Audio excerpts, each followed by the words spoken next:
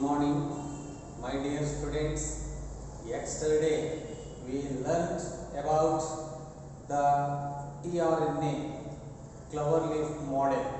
So that means the cloverleaf model of transfer RNA has been proposed by Robert Holley in the year 1965.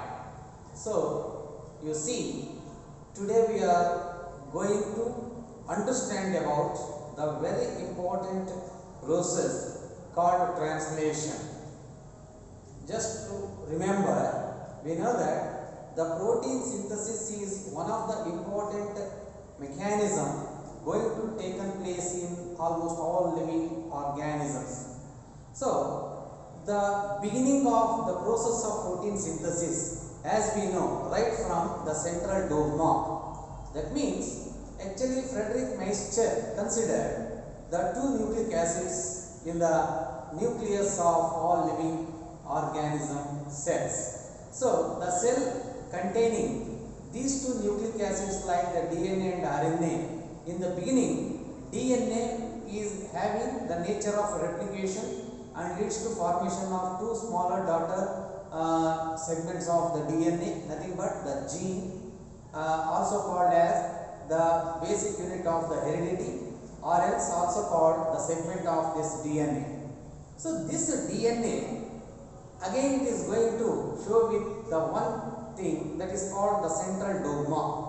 So in the process of central dogma, the first step of central dogma of this protein synthesis will be followed by the first one is called the transcription. After the transcription, again second step is called the translation. So first step transcription leads to synthesis of the messenger RNA, and the formed messenger RNA is going to carry the genetic coded message of the DNA into the site of protein synthesis taken place in the cytoplasm of all the cells. So this cytoplasmic pool is meant for the entire mechanism of protein synthesis, but prior to that one, the coded messages which are very much needed for this process called protein synthesis will be by means of that is the replication of the DNA. After that one, the formed messenger RNA is going to carry the genetic information or the coded message from the nuclear part of this one into the cell to the next. It will come outside from the core of the nuclear envelope and later enter into the cytoplasmic pool. So this is all the thing we are going to discuss. Till this event, the entire process is called as the transcription, and when the messenger RNA start to carry the genetic information and by attaching to the that is actually the amino acids which are present in the form of an coded message, there is a need of that is the anticode, and it will be by means of tRNA. So the amino acid is going to attach to the transferred RNA, and later after the attachment it will be a process of coding and decoding, that is messenger RNA having the coded message. So opposite with respect to that one, there is a NADOC in the tRNA, the amino acid it has been attached. Now today I will try to understand you about the four important events of this process of translation. Just you see. So after transcription, the next step is itself the translation. Okay, translation.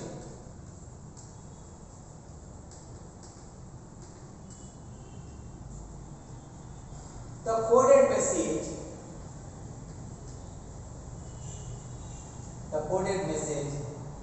present on the mRNA is decoded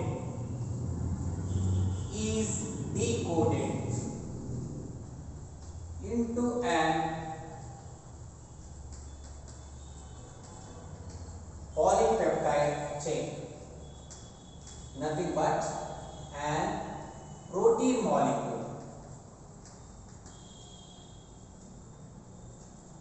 So, for the formation of the polypeptide chain or else this protein molecule, there is a need of that is the 4 important events in this mechanism called the translation.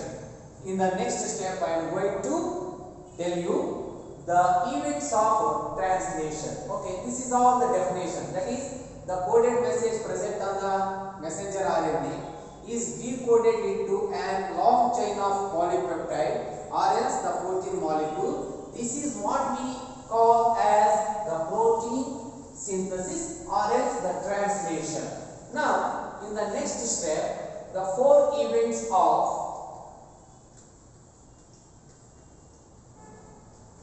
translation. So, one by one. First event is called as activation अथवा charging of amino acid. Charging of amino acid. Second step is chain initiation.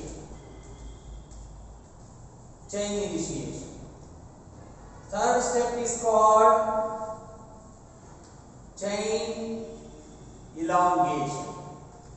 Chain elongation. And fourth one itself is called chain termination. Chain termination. So, ಈ exam ನಲ್ಲಿ 5 ಮಾರ್ಕ್ಸ್ಗೆ ಕೇಳುವಂತ ಒಂದು ಅವಕಾಶ ಇದೆ protein synthesis ಬಗ್ಗೆ. The process of translation ಅದನ್ನ ನೀವು ಇಲಿಸ್ಟ್ರೇಟ್ ಮಾಡಿ ಅಂತ ಕ್ವಶನ್ ಬಿದ್ದರೆ you should write like this. First translation definition ಬರೀರಿ. ಅದಾದ ನಂತರದಲ್ಲಿ you go to explain about the 4 events of this translation process, nothing but the protein synthesis. Among them, now I have already written the 4 events of this entire translation. Among them, the first event is called activation अथवा charging of amino acid. Second step is called the chain initiation. Third one is the chain elongation, and fourth one is called the chain termination. First, one by one study ಮಾಡ್ತಾ ಹೋಗೋಣ. What is this activation ಮತ್ತು ಅಥವಾ charging of amino acid ಅನ್ನೋದು? So remember, prior to the process of translation, this is compulsory. ಯಾಕೆ ಅಂತ ಹೇಳಿದ್ರೆ ಈಗ amino acid inactive condition ನಲ್ಲಿ ಯಾವುದೇ ಕಾರಣಕ್ಕೂ ಅದು ಅಟ್ಯಾಚ್ ಆಗಲಿಕ್ಕೆ ಸಾಧ್ಯತೆ ಇಲ್ಲ. ಹಾಗಾಗಿ ಕಂಪಲ್ಸರಿಯಾಗಿ ಈ ಒಂದು ಅಮೈನೋ ಆಸಿಡ್ಸ್ ಏನಿದೆ, ಈಗ for example just imagine, so ಇದು ಒಂದು ಸೆಲ್ ಅಂತ ತಿಳ್ಕೊಂಡ್ರೆ ಈ ಸೆಲ್ ಅಲ್ಲಿ ಮಧ್ಯದಲ್ಲಿ ನ್ಯೂಕ್ಲಿಯಸ್ ಇದೆ, ನ್ಯೂಕ್ಲಿಯಸ್ ಅಲ್ಲಿ DNA ಮಾಲಿಕ್ಯೂಲ್ ಇದೆ ಅಂತ ಅಸ್ಯೂಮ್ ಮಾಡಿ.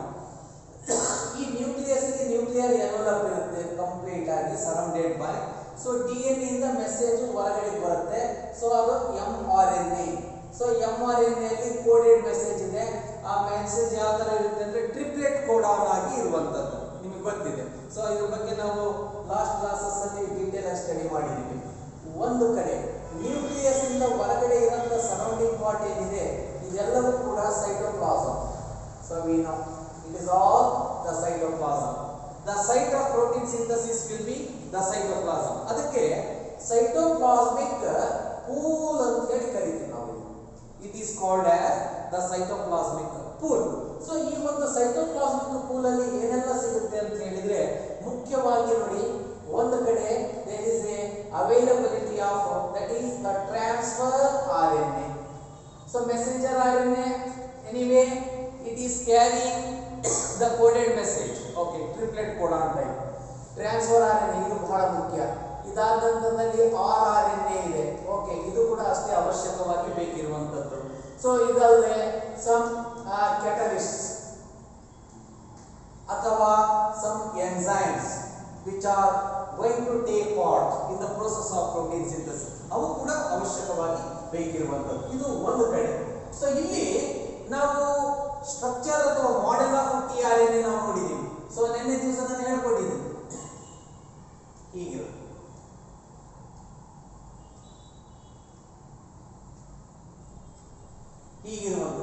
ಇದು amino acid binding site.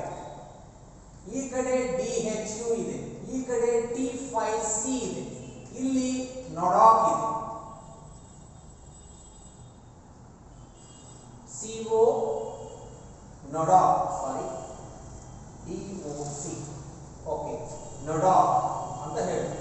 So ಇಲ್ಲಿ usually methionine is the amino acid ಆಗಿದ್ರೆ ಕೋಡೆಡ್ ಒನ್, ಇಲ್ಲಿ UAC ಇರುತ್ತೆ, UAC.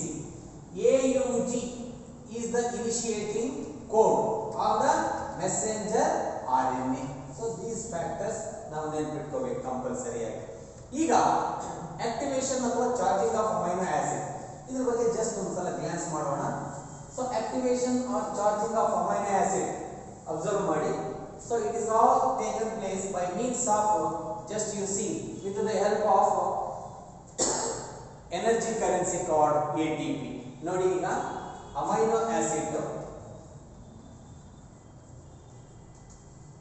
Plus ATP adenosine triphosphate in presence of amino acid synthetase enzyme.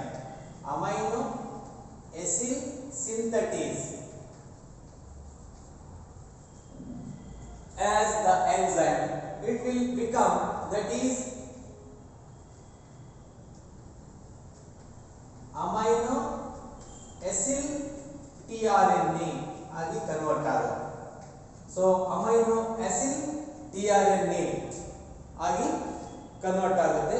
ಇದನ್ನ ನಾವೇನಂತ ಹೇಳ್ತೀವಿ ಅಂತಂದ್ರೆ, ಆಕ್ಚುಲಿ ಇದನ್ನ ಡೈರೆಕ್ಟ್ ಆಗಿ ಬರೆಯೋದ್ಕಿಂತ ಆಕ್ಟಿವೇಟೆಡ್ ಅಮೈನೋ ಆಸಿಡ್ ಅಂತ ಬರೆಯೋಣ. According to this, amino acid when it combines with energy currency called ATP in presence of an enzyme called amino acid synthetase, now it will become activated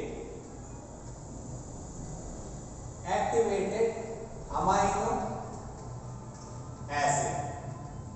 Okay, so this activated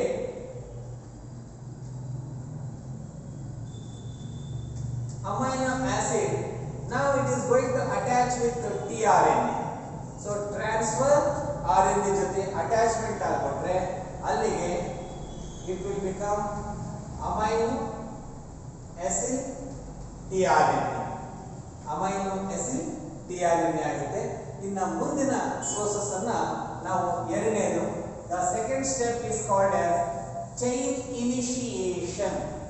chain initiation, protein synthesis ಅಲ್ಲಿ chain initiation ಅನ್ನೋದು ಕೂಡ ಅಷ್ಟೇ ಬಹಳ ಮುಖ್ಯವಾದಂಥದ್ದು. ನೋಡಿ, first chain ಏನಿದೆ, activation of amino acid. Second step ಏನು ಹೇಳ್ಕೊಡುತ್ತೆ ಅಂದ್ರೆ chain initiation. Chain initiation. So regarding this chain initiation concern, I want to consider the initiating code ಯಾವತ್ತೂ ಕೂಡ AUG ಇದೆ. ರಿಮೆಂಬರ್, ಇಲ್ಲಿ ಈ ರೀತಿಯಾದಂಥ ಒಂದು segment of that is the messenger RNA. Remember, this is the 5' and here is the 3'. ಇದ್ರ ಬಗ್ಗೆ ಒಂದು ಸ್ವಲ್ಪ ಮಾಹಿತಿ ಕೊಡ್ತೀನಿ. ಸೊ ಓಕೆ, ಇಲ್ಲಿ ಹೀಗೆ ಟ್ರಿಪ್ಲೆಟ್ ಕೋಡಾನ್ಸ್ ಇರುತ್ತೆ, ಲೈಕ್ ದಿಸ್.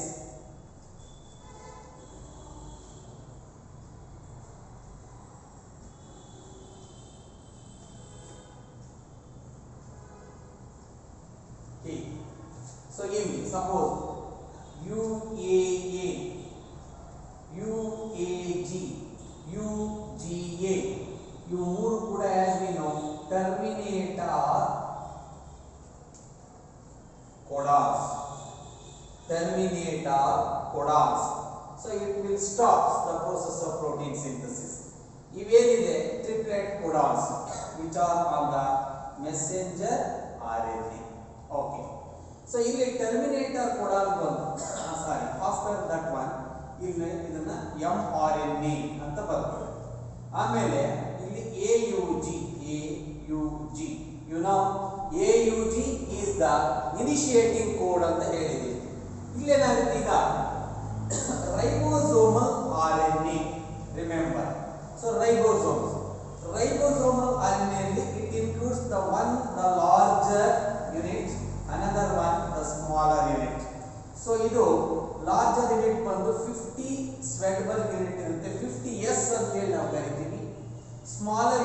30s ಇರುವಂತದ್ದು. ಸೊ ಎರಡು ಬಂದು ಇಲ್ಲಿ ಸೆಟ್ಲ್ ಆಗುತ್ತೆ ಫಸ್ಟ್ ಸ್ಟೆಪ್ ಅಲ್ಲಿ. So ribosomal RNA. Remember it is having with two sides, A ಮತ್ತು P ಸೈಡ್ ಇರುತ್ತೆ. ಓಕೆ, ಸೊ ಇನ್ನು ಸ್ಮಾಲರ್ ಯೂನಿಟ್ ಇದೆ ಇಲ್ಲಿ ಕೆಳಗಡೆ, ರೈಟ್. ಸೊ ಯಾವಾಗಲೂ ಮೂವ್ಮೆಂಟ್ ಬಂದ್ರೆ ಈ ರೀತಿ ಇದು ಮೂವ್ ಆಗ್ತಿರ್ತದೆ, ಸ್ಲೈಡಿಂಗ್. ಇದನ್ನ ನಾವು ಟ್ರಾನ್ಸ್ಲೋಕೇಶನ್ ಅಂತ ಹೇಳಿ ಕರೀತಾ ಹೋಗ್ತೀವಿ. ಸೊ ಓಕೆ, ಚೈನ್ ಇನಿಷಿಯೇಷನ್ ನಲ್ಲಿ AUG ಇದೆ. ಇಲ್ಲಿ ಇದು ಲಾರ್ಜರ್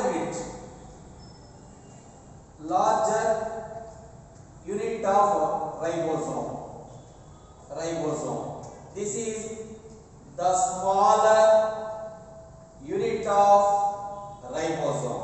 Of course, ಈಗ ನೋಡಿ ಇಂಟ್ರೆಸ್ಟಿಂಗ್ ಪಾಯಿಂಟ್ ಏನಪ್ಪಾ ಅಂತಂದ್ರೆ, ಲಾರ್ಜರ್ ಯೂನಿಟ್ ಅಲ್ಲಿ ಎರಡು ಸೈಟ್ಸ್ ಅನ್ನ ನೀವು ಅಬ್ಸರ್ವ್ ಮಾಡ್ತೀರಾ. ಒಂದು A ಸೈಟ್, ಇನ್ನೊಂದು P site. So A site ಅನ್ನ ಇದಕ್ಕೆ ಒಂದೇ ನಿಮಿಷ, A ಅನ್ನ ಅಮೈನೋ ಎಸಿಲ್ ಸೈಟ್ ಅಂತ ಹೇಳಿದೀವಿ. P ಅಂತಂದ್ರೆ ಪೆಪ್ಟಿಡಿಲ್ site. So A is amino acid site, P is peptidyl site. Okay, in the beginning ಪ್ರಾರಂಭದಲ್ಲಿ ಈ ಒಂದು AUG ಕೂಡ ಮೆಸೆಂಜರ್ RNA ಇದೆ. ಸೊ ಇದಕ್ಕೆ with respect to that one ಇಲ್ಲಿ ನೋಡಿ. ಓಕೆ, ಹೀಗಿರುವಂತ ಇಲ್ಲಿ TR ನೊಡಾಕ್ ಏನಿರುತ್ತೆ ಅಂದ್ರೆ UAC. So ಇದು ಟ್ರಾನ್ಸ್ಫರ್. ಇಲ್ಲಿ it is the site meant for binding of the amino acid.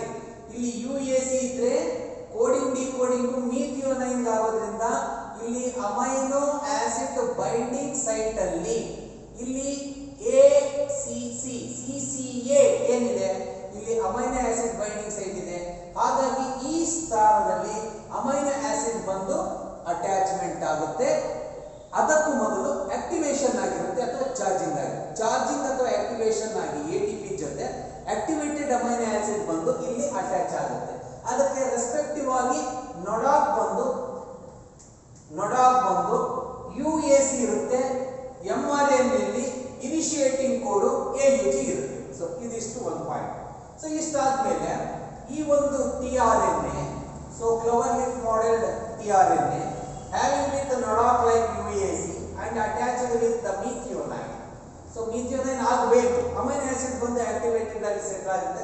ನಂತರ it will come and occupy this site called amino acid site, right. ಆಮೇಲೆ it will be coding and decoding ಆಗುತ್ತೆ. ಇಲ್ಲಿ UAC